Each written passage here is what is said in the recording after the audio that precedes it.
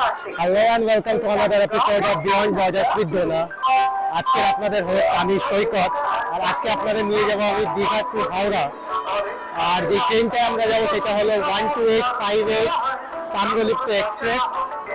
Schedule time এখান থেকে দীঘার থেকে ছিল 10:35। ট্রেনটা কলকাতার থেকে হাওড়ার থেকে 1 ঘন্টা লেট পৌঁছচ্ছে।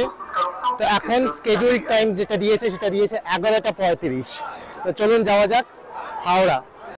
Train number 12857 Howrah Digha Tamralipta Superfast Express is coming on platform number 2.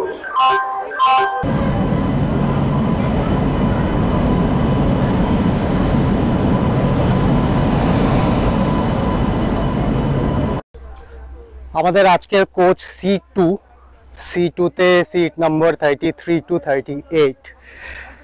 ভুল করে আমরা C1 এ উঠে গেছিলাম শুরুতে, টিকিটটা ঠিক করে দেখা হয়নি, আমরা ভেবেছিলাম C1 এ।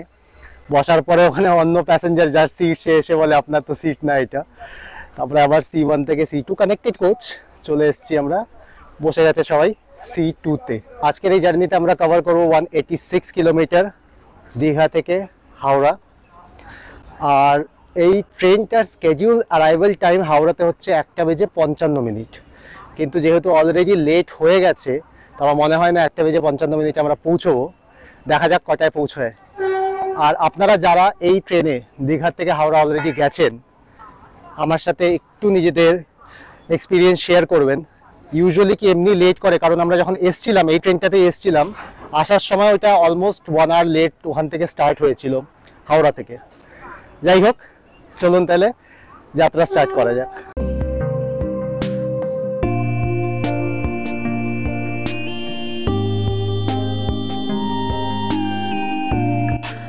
এটা আমাদের C2 কোচ। এটাতে সিটিং হচ্ছে 3/2, এদিকে 2টো সিট আর এদিকে 3টে সিট। এমনি কোচটা মোটামুটি পরিষ্কার, খুব পরিষ্কার বলবো না, কিন্তু তাও ঠিক আছে, মোটামুটি পরিষ্কার কোচ।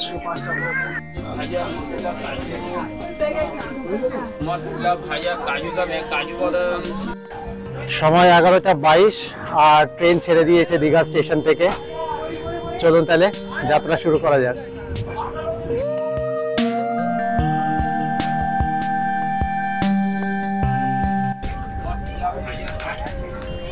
উইন্ডো শেডটা ভালো আছে, কিন্তু রোদ ফোদ আসলে উইন্ডো শেড দিয়ে যাবে। এই দীঘা হাওড়া তাম্রলিপ্ত এক্সপ্রেস এর ফেয়ার সিটিং নন এসির হচ্ছে 105 টাকা, আর সিটিং এসির হচ্ছে 380 টাকা। এবার তৎকালে কাটলে সিটিং এসির হবে 510 টাকা আর নন এসির হবে 115 টাকা। সময় 11:31 আর পৌঁছে গেছি রামনগর। প্রথম স্টপ, এখানে স্টপেজ 1 মিনিট।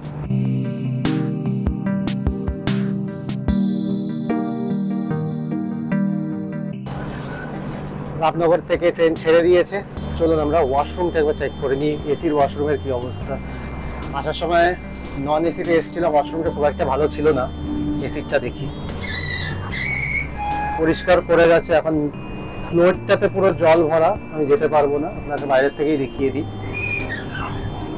ঠিকঠাকই মনে হচ্ছে এটা ওয়েস্টার্ন, কিন্তু এই ক্লিন করেছে ফ্লোরে কিন্তু পুরো জল ভর্তি, জানি না কেমনি করে ক্লিন করেছে এরা। এই ট্রেনে কিন্তু প্যান্ট্রি আছে, তো খাওয়া দাওয়ার প্রচুর অপশন। আমরা একটা ভুল করে ফেলেছি, আমরা খেয়ে দিয়ে উঠেছি। না খেয়ে উঠলে এই অপশনগুলো ভেঞ্চার করতে করতে যেতাম। চপ, সিঙ্গারা, সল্টেড কাজু, চা, বাদাম, অনেক কিছুই উঠছে রাস্তায়। তো আমার মনে হয় না খেয়ে ওঠাই ভালো। এই প্যান্ট্রি আর এই রুটে প্রচুর ভেঞ্জাররাও ওঠে। তো দেখুন আপনাদের উপরে, কিন্তু আমাকে জিজ্ঞেস করলে না খেয়ে ওঠাটা ভালো। কিন্তু আমাদের আজকে প্যাসেঞ্জার একজন, সবচেয়ে ছোট আর সবচেয়ে বড় একসাথে বসে আছে। মা বসে আছে এখানে, এই যে জেসিবি আর জেসিবির পিপিয়া।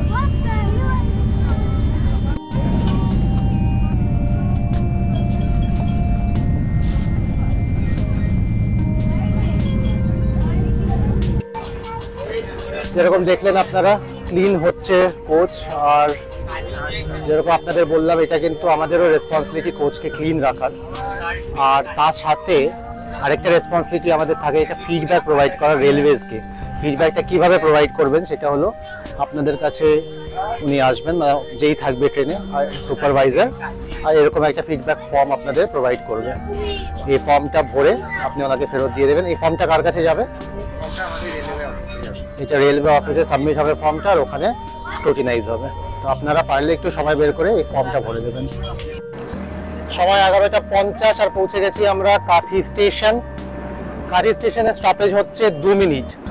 আর যারা মন্দারমণি যান আর হাওড়া থেকে আসছে, কাঁথি স্টেশন থেকে কিন্তু আপনারা এখান থেকে বাইরে থেকে অটো বা বাস পেয়ে যাবেন মন্দারমণি যাওয়ার। এখান থেকে কাছে হবে মন্দারমণি ইন কম্পারিজন যদি আপনার দীঘা নেমে ওখান থেকে যেতে চান তাহলে। এই ট্রেনে ইঞ্জিনের পরে একটা এসি কোচ আছে, এটা স্টাফ বগি, মানে টিটি এন্ড সাপোর্ট স্টাফ ওখানে বসে। তারপরে লাগেজ কম্পার্টমেন্ট, এটা C2, তারপরে C1, তারপরে শুরু হয়ে যাচ্ছে সিটিং, আর লাস্টে গিয়ে হচ্ছে জেনারেল কম্পার্টমেন্ট।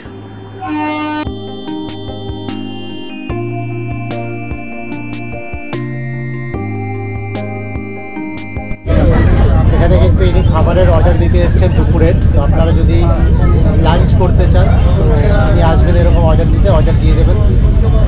অর্ডারটা দিয়ে দিলে সময়ে খাবার দিয়ে দেবেন। খাবার কয়টার সময় দেওয়া হবে তোমরা? 1-1.5 কেজি। 1টার থেকে 1:30টার মাঝখানে খাবার ডেলিভার করে দেবে আপনার।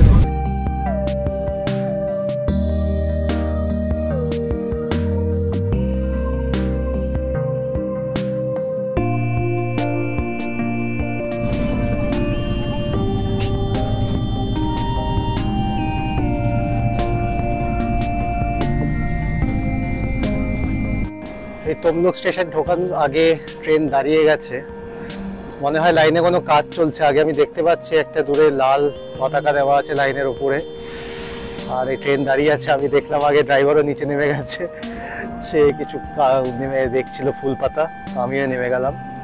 এই ওয়েট করে আছি তমলুকে ঢোকার। তমলুক পৌঁছচ্ছে ট্রেন, আর এই যে লাইনটা দেখছেন এটা হলদিয়া লাইন চলে গেল ওইদিকে জাংশন কেবিন। এখান থেকে হলদিয়ার লাইন আলাদা হয়ে যায়।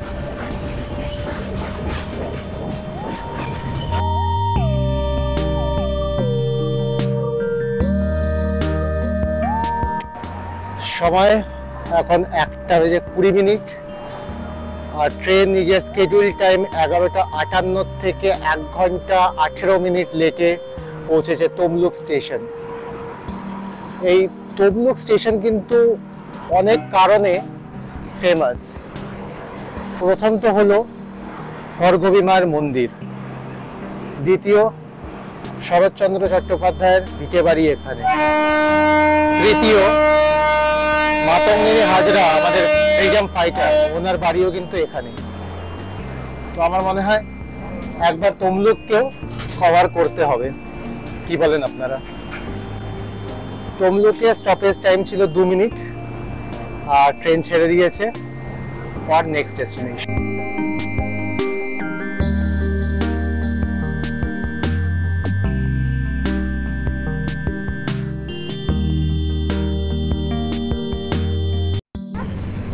এই এসি নন এসি দুই কম্পার্টমেন্টে কিন্তু এরকম চার্জিং সকেট আছে, দুটো সকেট আছে দুটো সিটের জন্য।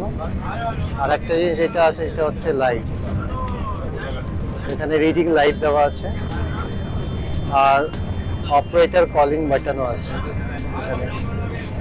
এইটা আমি দেখলাম প্রথমবার, আমি আগে দেখিনি এটা। রিডিং লাইটটা ভালো, রাতে ইন্ডিভিজুয়াল রিডিং এর জন্য। এটা জানি না রোটেট মনে হয় না, রোটেট হয় না, এটা ফিক্স করা। আলু ধনে পাতার চপ, চপ বলুন। আলু চপ দেওয়া হচ্ছে, এখানে চপ পাওয়া যাচ্ছে। চপ দাদা আমাদের চপ বিক্রি করছেন। চপ খাবেন? হ্যাঁ।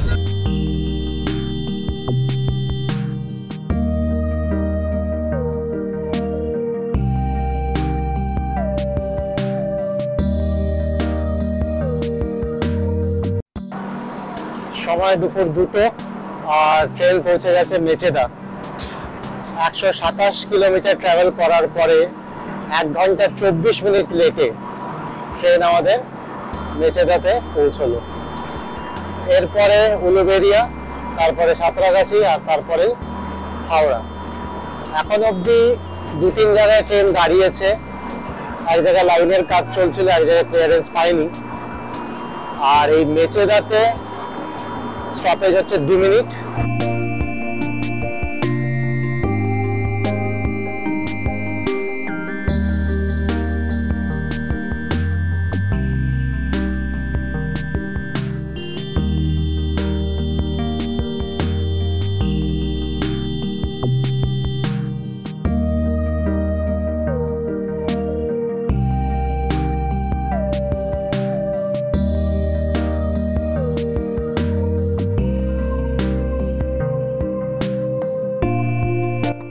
সময় হয়ে গেছে 2:30, আর দীঘার থেকে 154 কিলোমিটার কভার করে নিজের স্কেডিউল টাইম থেকে 1 ঘন্টা 30 মিনিট লেটে ট্রেন পৌঁছে গেছে উলুবেড়িয়া।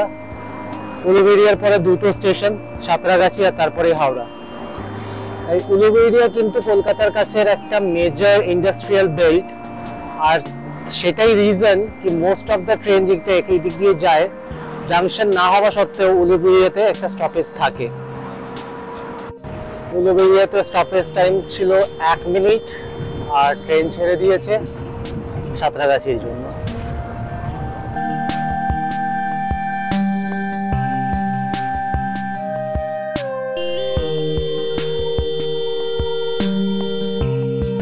দেখুন দাঁড়িয়ে আছে বন্দে ভারত এক্সপ্রেস।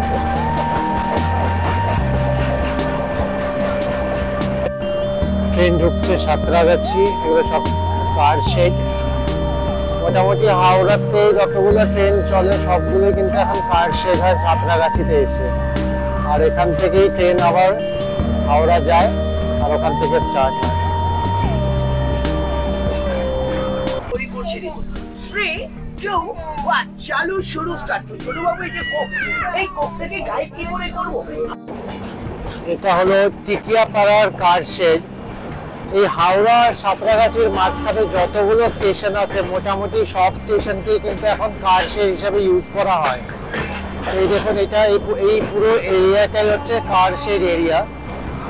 আর লোকাল ট্রেন আর কিছু কিছু দূরপাল্লার ট্রেনও এখানে কার শেড করা হয়।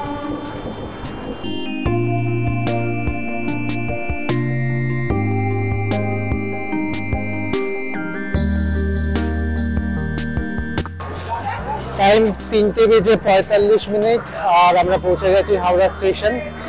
টোটাল টাইম দীঘা থেকে হাওড়া পৌঁছাতে লাগলো 4 ঘন্টা 10 মিনিট, আর স্কেডিউল টাইম থেকে 1 ঘন্টা 35 মিনিট লেট পৌঁছেছে, ইনক্লুডিং দীঘা পৌঁছাতে যে লেট হয়েছিল এখান থেকে হাওড়া থেকে।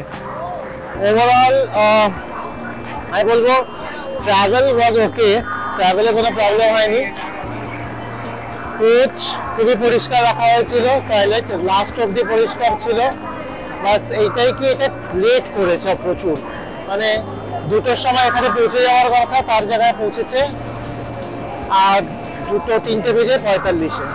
আজকের এই ট্রেন ব্লগ তাহলে এখানেই শেষ করছি। একটা কমেন্টের মাধ্যমে কিন্তু নিশ্চয়ই জানাবেন কেমন লাগলো এই ব্লগটা আপনাদের। আর এখন অব্দি যদি আমাদের চ্যানেলটা না সাবস্ক্রাইব করে থাকেন, please please please go ahead and subscribe the channel. চলুন তাহলে দেখা হবে আবার পরবর্তী এপিসোডে। সবাই সুস্থ থাকবেন, ভালো থাকবেন, দেখতে থাকবেন বিয়ন্ড বর্ডার্স উইথ ডোনা।